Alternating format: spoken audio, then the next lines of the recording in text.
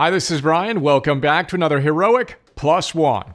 In our last Plus One, we continued our conversation about the law of cause and effect by inviting Jesus to the party to share his thoughts. As you may recall, he told us that we can't expect to grow grapes from thorn bushes or figs from thistles.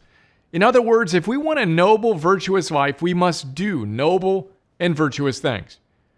Now, it's not possible for me to think about figs without thinking about another ancient wise man who happens to be my all-time favorite teacher, the great Stoic philosopher Epictetus.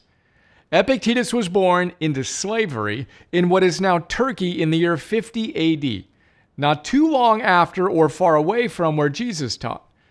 Epictetus reminds us that even if we're doing it right and growing figs on a fig tree, we've got to know that it takes time for those trees to bear fruit.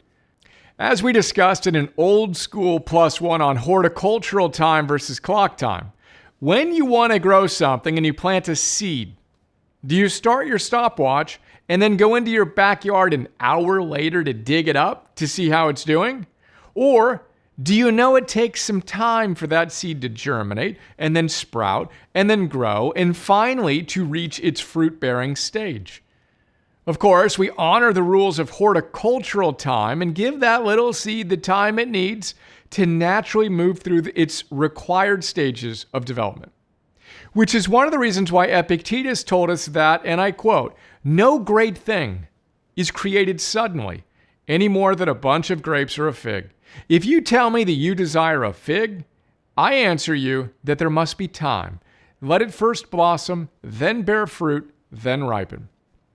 Today's plus one, remember, our heroic optimizing occurs on horticultural time, not clock time. Let's sow the seeds of virtue, let's tend them wisely, and let's give them time to blossom, bear fruit, and ripen. Plus one, plus one, plus one, all day, every day, especially today.